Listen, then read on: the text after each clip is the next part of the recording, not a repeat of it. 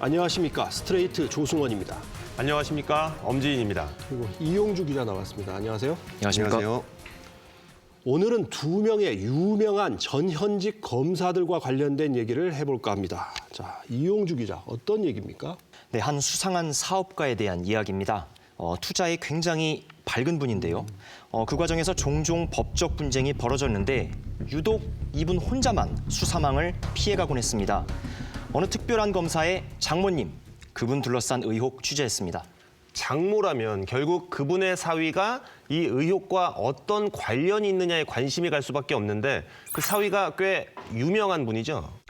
잠시 뒤에 그분이 누군지 그리고 장모 관련 사건에서 벌어진 납득하기 힘든 상황들 상세히 보여드리겠습니다. 그리고 제가 그 장모도 직접 만나봤습니다. 먼저 이 장모가 어떤 분인지, 억울한 피해자인지, 수상한 능력자인지 하나하나 따져보겠습니다. 경기도 성남시 도촌동의 한 야산. 지난 2013년 부동산업자 안모 씨는 이 일대 땅 55만여 제곱미터가 공매로 나온다는 정보를 미리 입수했습니다. 축구장 80배에 달하는 도촌동 땅의 감정가는 2011년 기준으로 약 170억 원. 하지만 공매 물건이었던 덕에 훨씬 싼 값에 살 수 있었습니다.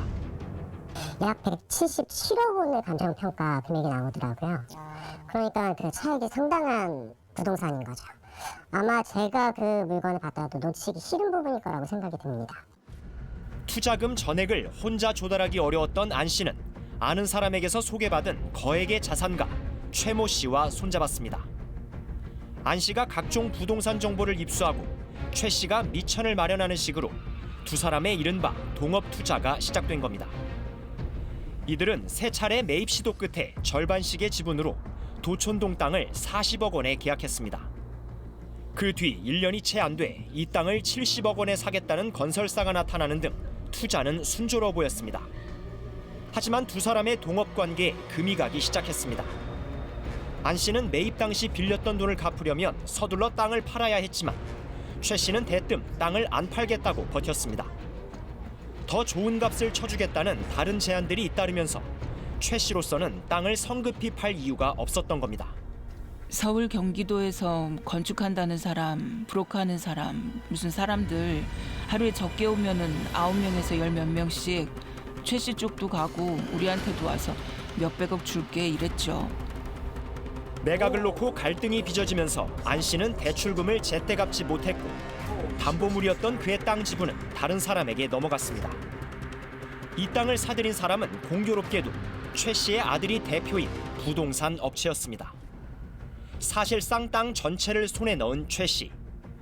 즉각 130억 원의 땅을 팔아 3년 만에 90억 원의 막대한 차익을 남겼습니다.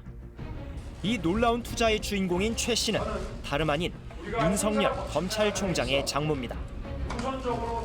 그런데 문제 이 땅을 매입하던 과정에서 최 씨의 수상한 행적들이 드러났습니다. 자금 조달력을 입증하기 위해 발급받았다는 최 씨 명의의 은행 예금 잔고 증명서, 증서 번호와 발급 번호 등은 물론 100억 원이 넘는 예금 잔액도 10원 단위까지 자세히 적혀 있습니다. 은행 대표이사 이름 옆에 찍힌 직인도 선명합니다. 그럴싸해 보였던 잔고 증명서, 알고 보니 가짜였습니다. 잔고 증명서 일체는 당행의 사용 형식이 아니며 당행이 발행한 잔고 증명서가 아님. 이런 식으로 위조된 증명서는 확인된 것만 넉 장. 가짜 예금 잔고는 모두 합쳐 350억 원에 달합니다. 어느 위조 증명서에는 10월을 뜻하는 영문 표기가 어거스트, 즉 8월로 돼 있습니다. 최 씨 명의의 이 위조 증명서들은 땅 매입 대금의 잔금 지급일 연장을 요청하고 추가 자금을 마련하는 데 활용됐습니다. 이 잔고 증명서를 보시고 어떻게 좀 생각을 하셨던? 아니 뭐 틀림없다 이거는. 확인은 해보실 생각을 못 해보셨던 거예요? 그렇죠. 하지 말라 그러니까. 이거 잔고증명을 믿어라 이거지. 이게 잔고증명이 있다고 이렇게 여기 왔잖아요. 여기 신한은행 지점장에서. 네. 근데 그걸 뭘 의심해요? 동업자 안 씨와 소송전을 벌이게 된 최 씨는 법정에서 가짜 잔고 증명서의 존재를 시인했습니다. 스트레이트가 입수한 최 씨의 법정 증인 신문 녹취서. 증인은 피고인에게 잔고 증명서를 교부한 사실이 있지요. 예. 이것은 누가 만들었나요? 제가 김께 부탁했습니다. 거듭된 확인에도 한결 같은 반응.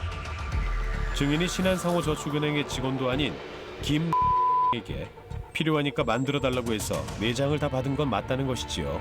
예, 이것은 다 허위이지요. 예.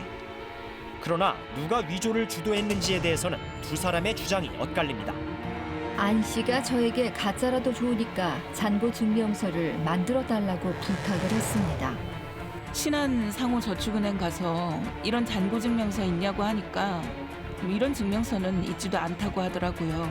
금융감독원에 신고도 했습니다. 가짜 증명서 작성을 누가 주도했든지 최 씨는 사문서 위조 혐의를 벗어나기 어렵다는 게 법률 전문가들의 견해입니다. 범죄가 발각되지 않으리라는 상대방의 말을 믿고 같이 범죄에 가담했는데 발각이 되었으니 내가 속았다라고 하는 것은 전혀 적절한 항변이 될 수 없죠. 범죄를 하지 않았다는 것이 아니라 오히려 범죄를 했다라는 강력한 반증이 될 수도 있는 것이죠. 이렇듯 공개 재판에서 새로운 범죄 혐의가 드러났지만 검찰은 모른 채 했습니다. 그리고 사문서 유죄가 명백한, 그리고 행사도 명백한 것을 인지하고도 최소한 기소유예 처분조차도 하지 않았다고 한다면 그것은 좀 부적절한 것이 아닌가. 도촌동 땅 매입 당시 최 씨의 수상한 투자 행적은 또 있습니다. 불법 차명거래 의혹입니다. 자신의 명의가 아닌 지인이 소개해준 회사를 앞세워 거래를 했던 정황이 수사와 재판 과정에서 드러난 겁니다. 증인은 지인에게서 소개받은 회사 이름으로 2분의 1 지분을 받은 것은 맞지요. 예. 이 과정에 등장하는 또 다른 인물이 있습니다. 최 씨의 둘째 딸이자 윤석열 검찰총장의 부인 김건희 씨입니다. 잔고증명서 위조를 포함해 어머니 최 씨에게 조언을 해준 투자 전문가는 김건희 씨의 지인이라는 사실이 재판 중에 드러났습니다. 어떻게 알게 된 지인입니까? 우리 딸하고 따님 친구분인가요? 친구 아니고 딸하고 알게 돼서 알게 됐습니다. 의혹의 도촌동 땅 매매 과정 전반에서 김건희 씨가 모종의 역할을 했다는 주장. 김건희하고는 한두 번 만난 게 아니라 에서 수십 번 만났죠. 우리 같이 잘 해보자고. 우리 엄마는 돈 융통을 잘 못한다. 내가 다 해줘야지. 융통하는 거를 내가 다 한다고 해요. 그런데 진짜로 그렇게 하더라고요. 이에 대해 김건희 씨는 안 씨와 딱 한 번 만나 인사를 나눴을 뿐 도촌동 땅 문제를 논의한 적은 없다는 입장을 가족을 통해 알려왔습니다. 윤석열 검찰총장의 장모, 뭔가 간단치가 않습니다. 이분이 어쨌든 투자에 굉장히 밝고 빠르고 또 부동산을 사고 팔아서 차익을 얻은 것은 분명해 보입니다. 가족들이 동원된 것 같은 정황도 있고요. 이런 상황이 사실 하나만 있어도 수상한데 도촌동 이 사건 하나만이 아니라는 거죠. 맞습니다. 제가 제보를 받고 취재한 건만 6건 정도입니다. 검찰이 수사를 제대로 한 게 맞나 싶은 보통 사람들이었어도 정말 이랬을까 싶은 정황들이 더 있습니다. 또 다른 사건에서는요. 장모에게 유리한 증언을 해주고 돈을 받았다는 핵심 기록, 그 핵심 기록도 스트레이트가 확보했습니다. 이번엔 장모가 어떻게 검찰 수사를 피해갔는지 보여드리겠습니다. 지난 2015년 여름 경기도 파주의 한 요양병원에 검찰 수사관들이 들이닥쳤습니다. 돈을 벌기 위한 병원 설립은 불법이지만 이 병원은 수익을 돌려주겠다며 투자를 받았고 따라서 요양급여비 22억 원을 타낸 것도 사기죄가 성립한다는 혐의. 요양급여비가 다 건강보험공단 관련해서 사기 부정수급이라고 이제 가치대출죄로 묶여서 사안이 좀 커졌어요. 그렇게 되면서 구속이 2분 다 되는데 재단의 공동이사장과 병원 운영자 등이 줄줄이 징역형을 선고받았고 병원은 완전히 문을 닫았습니다. 그런데 이 사건의 주요 관련자들 가운데 털끝 하나 다치지 않은 사람이 있습니다. 바로 윤석열 검찰총장의 장모 최모 씨입니다. 그는 투자금을 2배 이상 불려준다는 말을 듣고 2억 원을 투자했습니다. 최 씨가 투자한 2억 원으로 피고인 주 씨는 의료재단의 기본 재산인 병원 건물을 매수할 수 있었다. 재단이 출범하면서 최 씨는 초대 공동이사장 자리에 올랐습니다.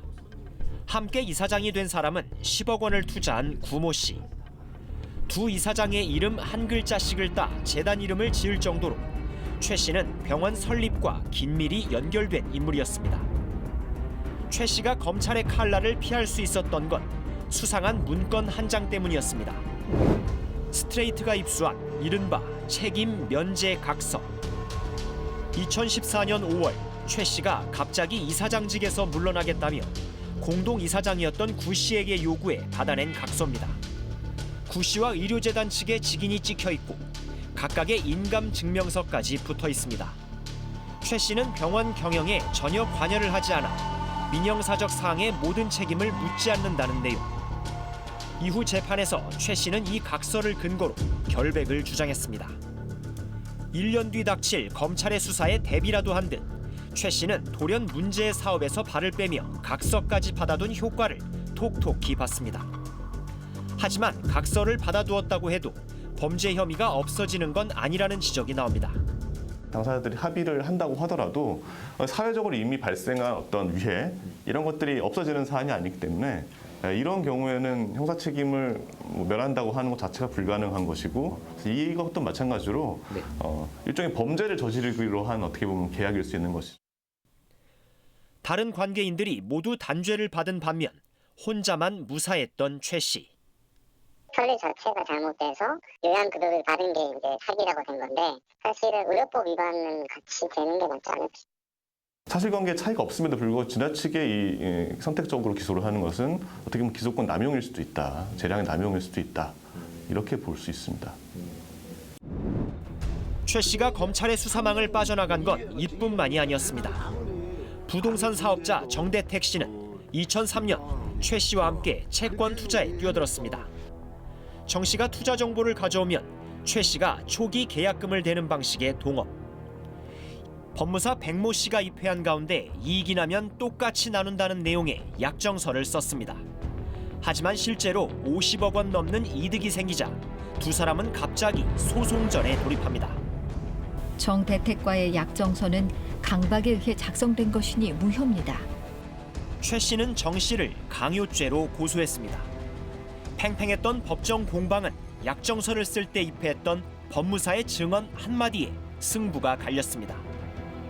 약정서 작성이 강요에 따른 것이었다는 최 씨의 주장을 법무사 백 씨가 인정했고 결국 정 씨는 징역 2년의 실형을 받았습니다. 그런데 정 씨가 복역을 마치고 출소한 지 7개월 뒤인 2008년 8월 상황이 급반전됐습니다. 법무사 백 씨가 이익을 나누자는 약속을 안 지킨 건 사실 최 씨였다는 양심 선언을 한 겁니다. 백 씨는 이런 내용의 자수서를 검찰에도 제출했습니다. 법정 공방 당시 최 씨에게 유리하도록 위증을 했던 건 회유에 넘어갔기 때문이라고도 했습니다.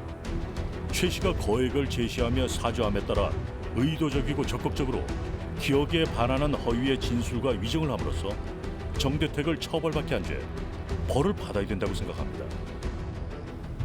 억울한 옥살이를 했다는 생각에 정대택 씨는 이 자수서를 근거로 최 씨를 처벌해달라고 고소했습니다. 하지만 바뀌는 건 없었습니다. 검찰은 공소시효가 지났다는 이유로 최 씨를 불기소 처분했고 도리어 정 씨를 무고죄로 기소했습니다. 범죄 자수서를 증거로 해가지고 다 고소를 해요. 그런데 사건이 진전이 없고 자꾸 옆으로 가요. 그러다 그것이 전부 다 혐의 없음으로 끝나요. 법정 진술을 번복한 법무사 백 씨는 지난 2012년 지병으로 숨졌습니다. 시한부 생명을 이어가던 중에도 그는 사실 확인서와 탄원서 등을 수사기관에 여러 차례 제출했지만 모두 허사였습니다. 아무리 검사가 수십 명이 달라들어도 법무사만 제대로 얘기해줬으면 이런 일이 없는데 결국 제 탓 아닌가. 어떻게 보면 참 대단하신 분 같습니다. 손을 대는 곳마다 분쟁이 생기고 고소, 고발이 난무를 합니다. 그런데 정작 본인과 측근은 쏙 빠져나갑니다. 법무사의 고백 뒤에 어쨌든 이분이 장모를 다시 수사해달라고 고소를 했잖아요. 그런데 그 사건의 진행 과정도 뭔가 석연치 않습니다. 특히 항소심 재판이 1년 반 정도 미뤄지는 기간이 있는데 이때 담당 판사가 나경원 의원의 남편이에요. 맞습니다. 나 의원의 남편인 김재호 판사가 자리를 옮기고 나서야 재판이 재개가 됩니다. 재판이 뭔가 충분한 이유 없이 계속 미뤄졌다는 건 고소인 측도 윤 총장의 장모도 똑같이 인정하는 부분입니다. 다만 판사가 왜 그렇게 재판을 미뤘는지에 대해선 서로의 주장이 엇갈리고 있습니다. 검찰 수사도 법원 재판도 미심쩍은 부분들이 분명히 있습니다. 이쯤 되면 그 장모라는 분 얘기를 들어봐야 될 것 같고요. 아울러서 윤석열 검찰총장, 당신은 총장이 아니었습니다. 검사 사위 윤석열은 이런 상황을 알고 있었는지, 혹시 알았다면 어떤 역할을 한 게 아닌지 이걸 따져봐야 할 것 같습니다. 저도 이번 사안 취재하면서요. 처음부터 바로 그 부분에 주목을 했습니다. 직접 장모를 만나서 얘기를 들어봤습니다. 과연 사위가 관여한 게 있는지 사위의 역할 지금부터 추적하겠습니다. 성남 도촌동 땅 투자금을 조달하는 과정에서 사용됐다는 의혹을 받는 가짜 예금 잔고 증명서. 사문서 위조 등의 혐의로 당장 재판에 넘겨져도 할 말이 없는 의혹입니다. 하지만 윤석열 총장의 장모 최모 씨는 스트레이트 취재진을 만난 자리에서 일단 손사래부터 쳤습니다. 장고 증명도 어디 써먹는다 그러면 내가 해줬겠냐. 생각을 해보라고. 내가 해준 건 아니지만.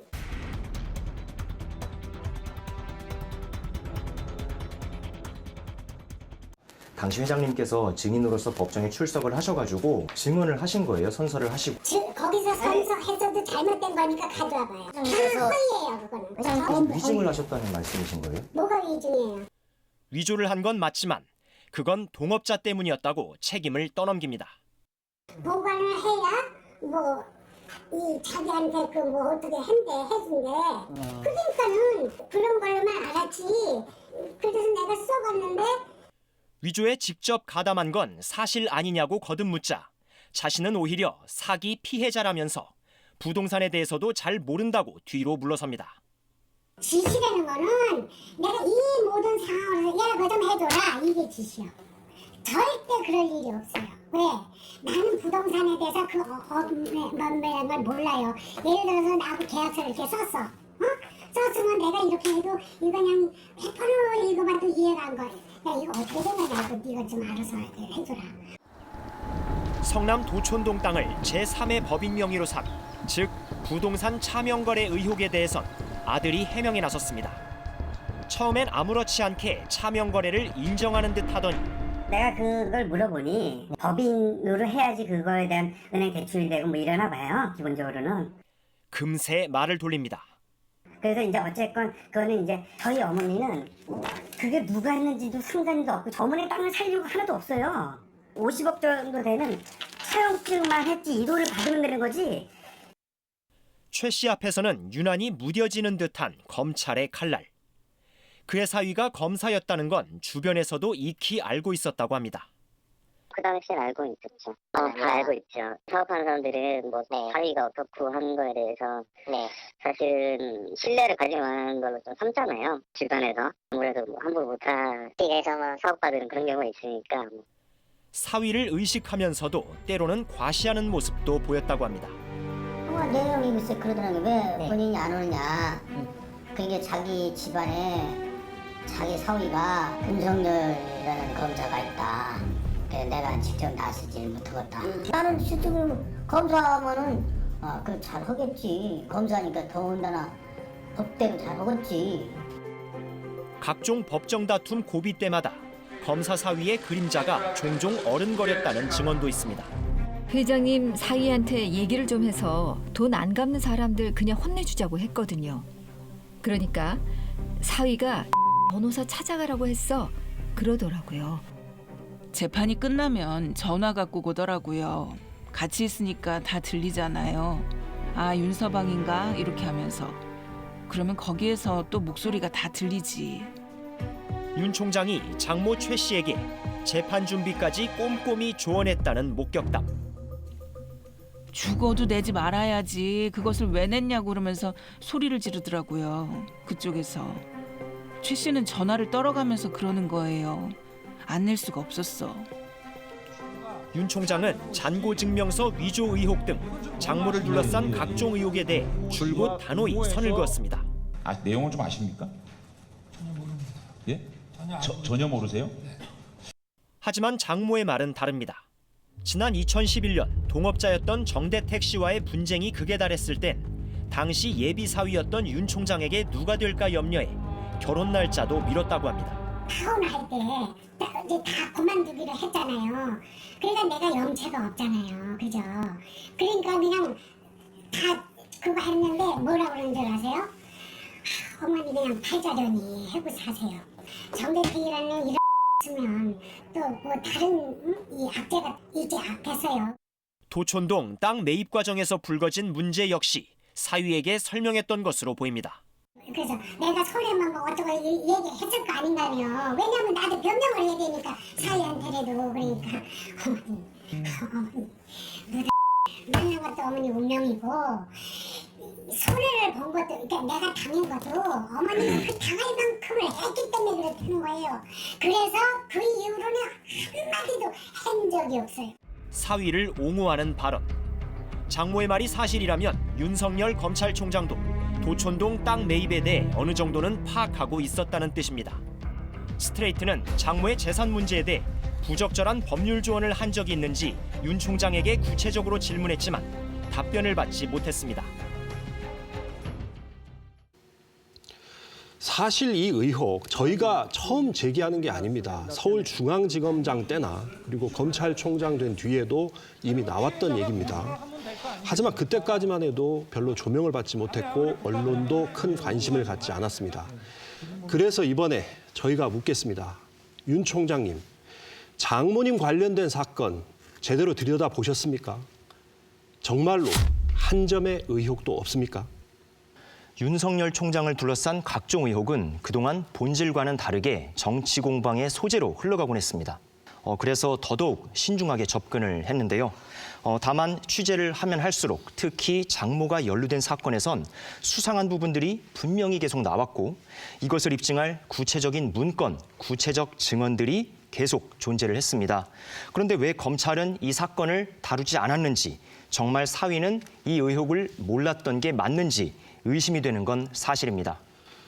윤 총장은 과거 정부에서나 지금도 살아있는 권력과 맞서면서 누누이 수사에 성역은 없다라고 강조해 왔습니다. 그렇다면 막강한 힘을 가진 검찰총장의 장모라고 해서 이 원칙에 예외가 될 수는 없을 겁니다. 의혹이 크고 많으면 일단 조사를 해봐야 합니다. 우리 모두는 법 앞에서 평등해야 합니다.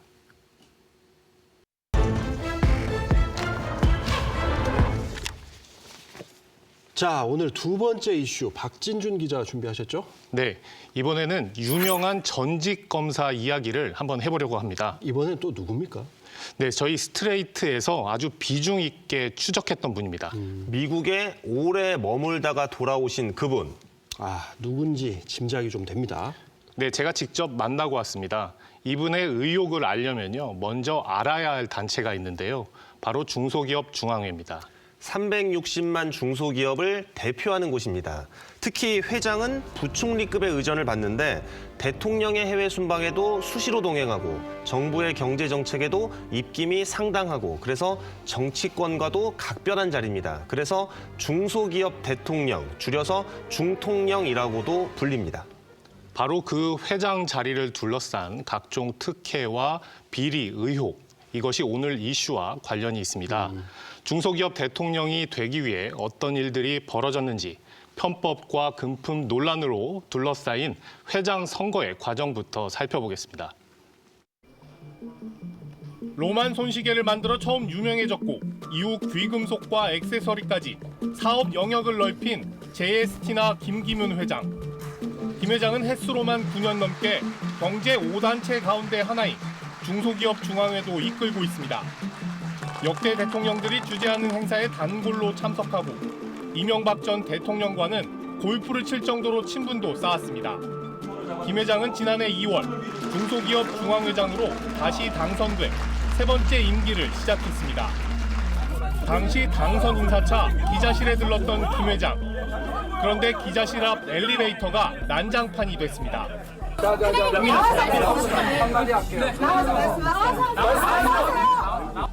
김 회장이 기자들의 날선 질문에 불이 나게 자리를 피한 이유는 뭘까?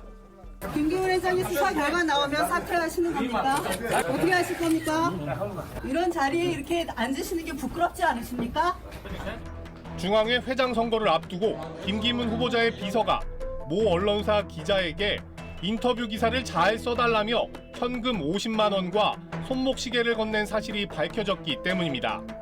청탁을 받은 기자는 곧바로 선관위에 이 사실을 신고했습니다. 비서실장이 한 거고 본인은 모른다고 하시는 아니 기자가 수사하냐? 네, 몰라요. 모르는 건 모르는 거고 그러니까 그 정도 하시고. 김기문 회장 측이 선거운동을 위해 중소기업 대표들을 만나러 다니면서 금품을 건넸다는 증언은 곳곳에서 나왔습니다. 한 중소기업 사장은 김 회장이 찾아와 업계 사정에 대해 얘기를 나눈 뒤 대응을 나갔습니다. 차 있는 데까지 가서 인사드렸을 때 차에 있는 화장품이라고 하시면서 그걸 주셨는데 이 사장은 이때 받은 선물을 뜯어보지 않고 놔뒀는데 나중에 경찰로부터 그 선물을 갖고 출석하라는 통보를 받았다고 합니다. 나중에 보니까 그게 고발이 됐더구만요. 그걸 가지고 가서 경찰에 줬더니 시계도 있다고 그러더라고요. 회장 출마 자격을 편법으로 급조했다는 의혹도 받고 있습니다. 김 회장이 경영하는 패션 업체 JS티나는 2016년 기준으로 1,700억 원이 넘는 매출을 기록해 중소기업을 졸업했습니다. 중소기업 중앙회장에 세 번째 도전할 자격이 사라진 상황. 하지만 반전이 있었습니다. 중앙회 회장 선거를 7개월 정도 앞둔 2018년 7월 김기문 회장은 돌연 자동차 부품 제조업체의 공동대표로 이름을 올립니다. 평생 시계나 귀금속, 액세서리 사업에서 잔뼈가 굵은 김 회장이 갑자기 다른 업종까지 손을 댄 특별한 이유가 있을까? 업체가 있는 경남 창원으로 찾아갔습니다. 공장으로 들어서자 커다란 부품을 나르는 지게차가 분주하게 움직입니다. 20여 년간 이 회사를 이끌어온 사장은 김 회장이 현재 업체의 대외 업무를 맡고 있다고 밝혔습니다. 요새 자주 못 오세요. 한 바쁘시니까 한 달에 한두 번 내려오시고 그전에는 한 주에 한 번씩 오셔가지고 결제하시고 그러셨어요. 하지만 공동대표의 존재를 잘 모르는 직원들도 있었습니다. 혹시 김기문 사장이라고 혹시 아세요? 잘 모르세요? 여기 대표이사라는데. 김 회장은 이 중소기업 공동대표 자리를 발판으로 얼마 후 창원 지역에 있는 주물공단조합의 이사장에 취임했습니다. 그 과정도 석연치 않습니다. 임기가 5달밖에 남아있지 않던 당시 조합 이사장 박모 씨가 갑자기 사퇴를 했고 김 회장이 바로 그 빈자리에 앉은 겁니다. 내가 저쪽에 밀양에 공장을 짓고 있어, 공장을. 그래서 내가 사실 바쁘고 이러니까 그거 지금 내가 갈 시간이 없다고 사실은. 그래서 내가 지난번에 그만뒀는데. 작은 자동차 부품 업체 공동대표가 된 후 40여일. 김 회장은 주물조합 이사장에 오르면서 중소기업 중앙회 회장으로 출마할 수 있는 조건을 다시 갖췄습니다. 공장 일 때문에 바빠서 그만뒀다던 전직 주물조합 이사장은 김 회장이 중앙회장에 당선돼 떠나자 다시 원래 자리로 돌아왔습니다. 그 이사장 한 사람이 또 없다 해가지고 뭐 월급 주는 것도 아니고. 스트레이트는 여러 의혹을 당사자에게 직접 확인하기 위해 김 회장을 찾아갔습니다. 예, 연락이 없으셔서 찾아뵀는데요. 그게 아니고요. 촬영을 하면 안 되지. 아니, 회장님 전에 연락을 정식으로 드렸고 인터뷰를 좀 부탁드린다고. 아니, 그게 아니라 내가 인터뷰를 할 테니까 오늘은 촬영하지 말고 지금. 하지만 김 회장은 약속과 달리 인터뷰에는 끝내 응하지 않고 대신 중소기업 중앙회 명의로 서면 답변만 보내왔습니다. 김 회장의 해명은 이렇습니다. 자동차 부품회사의 공동대표가 된 것에 대해서는 대한민국 뿌리 산업의 재부활을 위해 노력하는 것이 보람 있는 일이라고 생각돼 자문을 결심했다. 또 신기술 특허의 사업화를 추진하기 위해 공동대표를 맡아달라는 업체 사장의 요청이 있었다는 겁니다. 또 불법 선거운동 논란과 관련해서는 현재 재판이 진행 중이라 견해를 밝힐 수 없다고 밝혔습니다. 그 좀 말씀 좀 해주세요. 아니 대체 회장 자리가 뭐기에 저렇게 뭐 금품을 뿌리고 기자들한테 돈을 줬다고요? 그런데 본인 회사는 또 중소기업도 아니라면서요. 그렇죠. 김기문 회장은 시계로 유명한 로만손의 창업주인데요. 최근에 신천지 이만희 회장이 차고 나온 시계, 박근혜 전 대통령 이름이 새겨진 기억나시죠? 기억하죠. 기자회견 내용보다 사실 그게 더 이슈가 됐었잖아요. 당시에 대통령 기념 시계를 만든 곳이 바로 로만손입니다. 보석 사업까지 진출해서 지금은 JS티나로 이름을 바꿨는데 최근에는 동생과 딸이 영업 적자가 발표나기 전에 내부 정보를 이용해서 미리 주식을 팔아치운 정황까지 포착돼서 검찰의 수사도 받고 있습니다. 그런데 중소기업을 대표하는 회장이 되면 대체 어떤 혜택이 있어서 이렇게까지 무리를 해가면서 그 자리에 오르려고 하는 겁니까? 네, 명목상으로는 무보수 명예직입니다. 물론 그게 다가 아니겠죠? 네, 활동비로 매년 1억 2천만 원 정도 받고요. 승용차, 비서, 사무실도 제공됩니다. 여기에 회장만 누린 수상한 특혜가 더 있습니다. 그건 또 뭡니까? 네, 바로 중소기업 중앙회가 대주주로 있는 홈쇼핑 채널, 홈앤쇼핑입니다. 홈쇼핑 채널을 통해 회장의 회사를 특별하게 챙겨준다면 또 이 홈쇼핑에서 회장의 회사의 물건을 더 많이 팔게 해준다면 어떨까요? 뭐 말도 안 되는 특혜죠. 네, 맞습니다. 바로 그 말도 안 되는 특혜 의혹, 그 의혹의 실체를 취재해봤습니다. 중소기업 중앙회 등이 출자해 2012년 1월 개국한 홈앤쇼핑. 홈앤쇼핑 스마트폰 앱으로 쇼핑하면 쇼핑 금메달. 중소기업 제품의 판매를 확대하기 위해 설립한 홈쇼핑 채널입니다. 그런데 개국 직후부터 홈앤쇼핑은 계속 시계를 팔았습니다. 바로 김기문 중소기업 중앙회장의 회사가 만든 로만손 시계였습니다. 이 가격으로 가져가실 수 있는 건 정말 놀라운 시간인데요. 3월에는 겨우 한 개를 판 적도 있을 정도로 초반 판매 실적은 저조했습니다. 매출 안 되는 회사가 안 되는 건데 모자가 떨어져. 회사니까 하라면 다 해야 되고. 결국 로만손 시계는 2012년 홈앤쇼핑에서 첫 판매를 시작한 후 20억 원이 넘는 매출을 올렸습니다.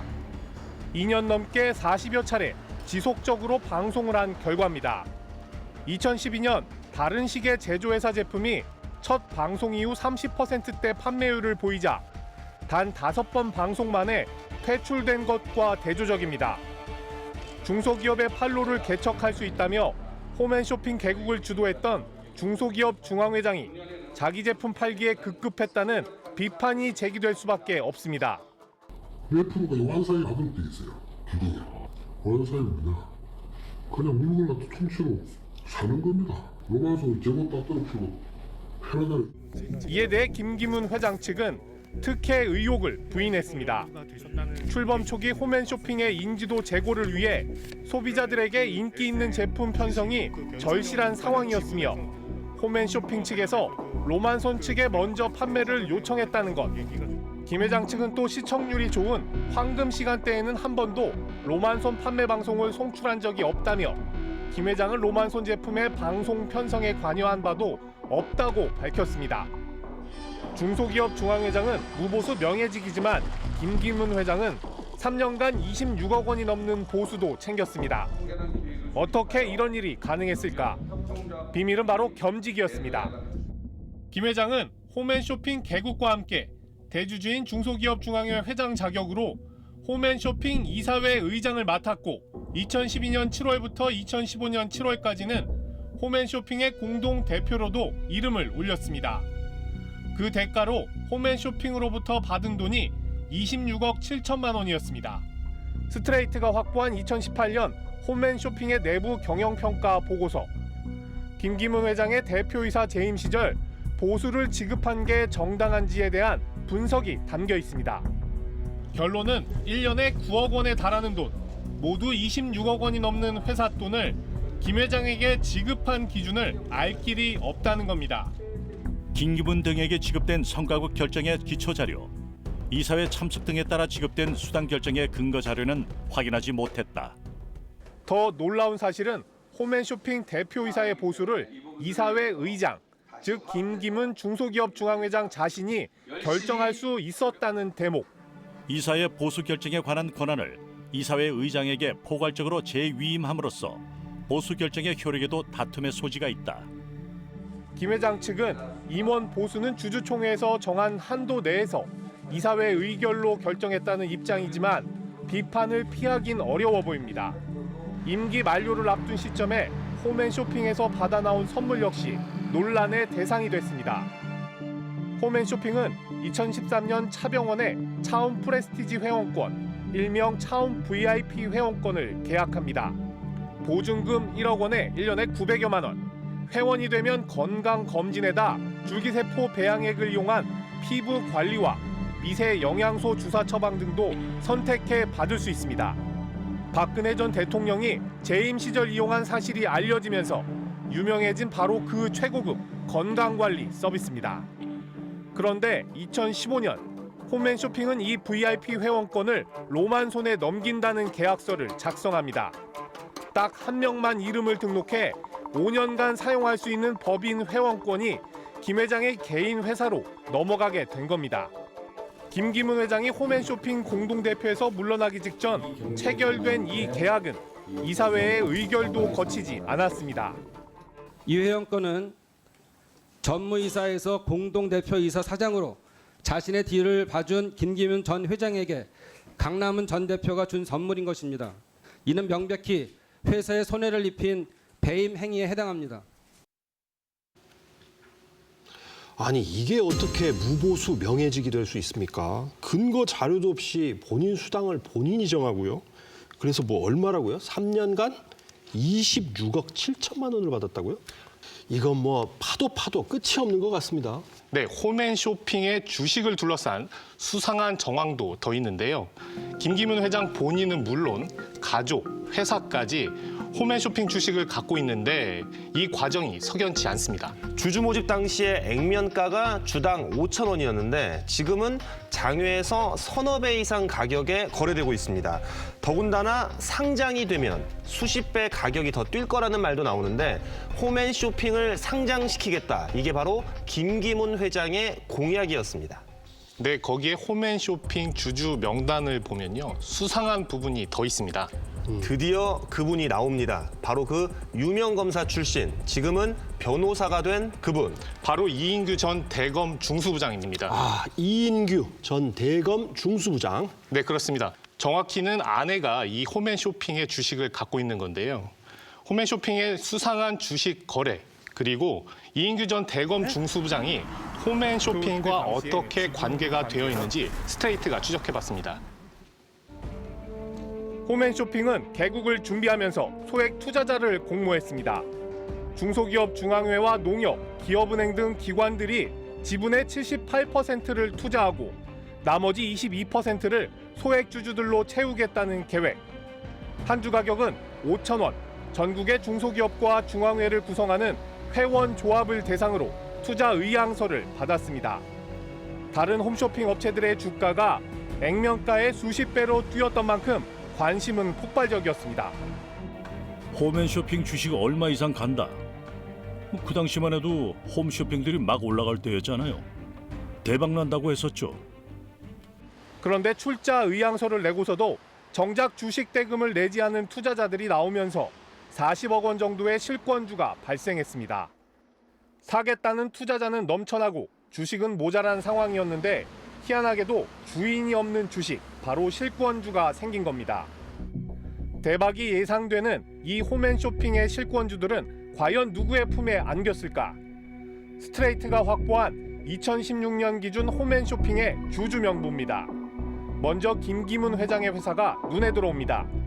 김 회장이 자기 회사인 로만손의 명의로 4억 원을 투자해 8만 주를 확보했습니다. 김 회장은 또 개인 명의로도 2만 주를 샀고 아내인 최모 씨도 2만 주, 딸도 15,000주를 소유하고 있었습니다. 김 회장은 개인 명의로 갖고 있는 2만 주가 바로 실권주를 인수한 것이라고 밝혔습니다. 아내 최모 씨가 갖고 있는 2만 주는 2012년 당시 중소기업 중앙회 전 이사였던 권모 씨로부터 사들인 것. 권 씨는 주식을 받은 지 불과 1년도 안 돼 김 회장 일가에 넘겼습니다. 이른바 주식 밀어주기를 한 것 아니냐는 의심을 받는 권 씨는 2년 전 김기문 회장 회사의 사회이사로 임명됐습니다. 혹시 그 갖고 계신 홈앤쇼핑 주식을 그 김기문 회장 가족에게 파신 게 맞나요?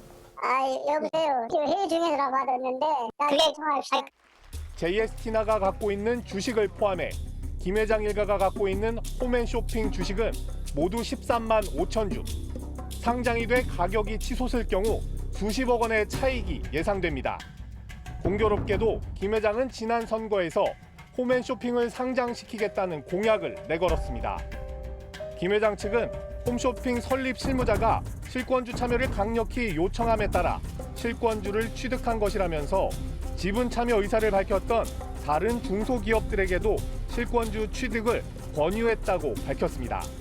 또 가족들의 주식은 장외에서 합법적으로 취득했다고 덧붙였습니다. 주주 명단을 보면 눈에 띄는 사람은 또 있었습니다. 만주를 갖고 있는 김모 씨, 바로 대검찰청 중앙수사부장을 지냈던 이인규 변호사의 아내입니다. 김 씨는 원래 2만 주를 갖고 있다가 만주를 액면가보다 4배 정도 오른 2만 원 선에서 판 것으로 알려졌습니다. 2억 원 가까운 차익을 얻은 성공적인 투자였습니다. 공모 대상을 중소기업이나 중소기업 관련 연합회로만 한정했다는데 어떻게 이인규 변호사 아내가 주식을 살 수 있었던 걸까? 스트레이트 취재진은 며칠을 기다린 끝에 이인규 씨를 만날 수 있었습니다. 변호사님, 저 전화 드렸던 MC 박진중입니다.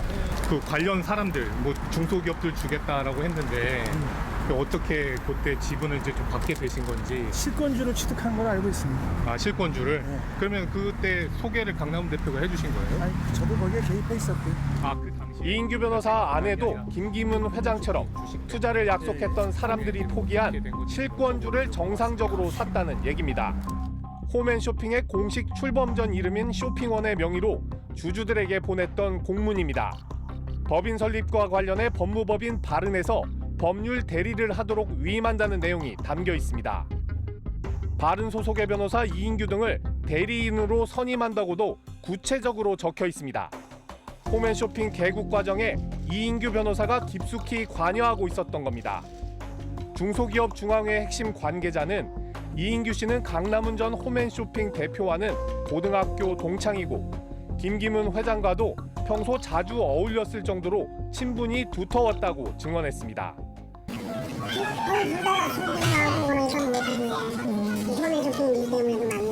중소기업 연구원 이사, 주말 자문 변호사. 그러면 어떻게 되겠어요? 그거 관련되는 소송도 그 5년 동안 끌어갔지. 이인규 변호사는 홈앤쇼핑의 초기부터 2년간 사회이사로 활동하기도 했습니다. 주주 명단을 봤을 때 김기문 회장이 좀 가까운 사람이면 선심 쓰듯이 실권지를 준 거라는 걸 알 수 있어요. 이인규가 받을 이유가 없잖아요. 반면 중소기업 중앙회는 출자자의 재정 상태, 형평성 등을 감안해 출자 금액을 조정하고 배정했을 뿐 특정인에 대한 특혜는 있을 수 없다는 입장. 어렵게 만난 이인규 씨에게 김기문 회장과의 관계를 직접 물어봤습니다. 그런데 그때 김기문 회장하고는 좀 연이 있으세요? 어떠세요? 그만합시다. 네? 그 당시에 김기문 회장이 그만 찍으세요. 장난하지 말고. 네? 그래서 왜 인간들이 그래? 네? 관계랑 부인이 주식을 취득한 과정에 특혜가 있었던 건 아닌지 자세히 들어보려고 했지만 잘 모른다는 입장만 반복할 뿐. 변호사님 그때 지분 관계랑 그런 것 좀 여쭤보려고. 그것 좀 그때 어떻게 사시게 됐는지 왜 사모님 성함으로 그게 사시게 됐는지. 사람이 취득한 게 난 모른다.